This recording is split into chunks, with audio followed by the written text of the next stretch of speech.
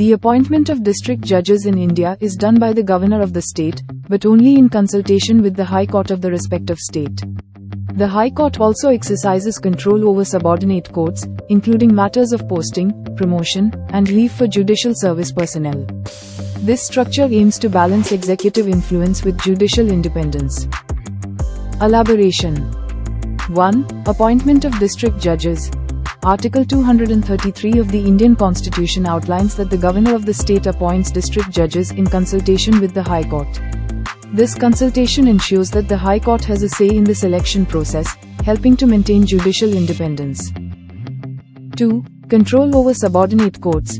Article 235 vests the High Court with the power to control the district courts and those subordinate to them. This includes matters like posting, promotion, and granting leave to judicial service personnel.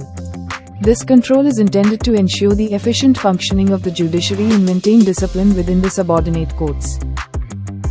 3. Judicial independence. The system of appointment and control is designed to strike a balance between executive influence and judicial independence. The High Court's consultation in appointments and its control over the subordinate judiciary are safeguards against undue influence from the executive branch, according to Wikipedia. And 4. Importance of district judiciary. The district judiciary plays a crucial role in upholding the rule of law and ensuring access to justice for litigants.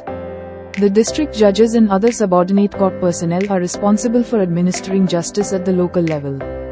Thanks for watching. If you liked this video, please like, share, and comment.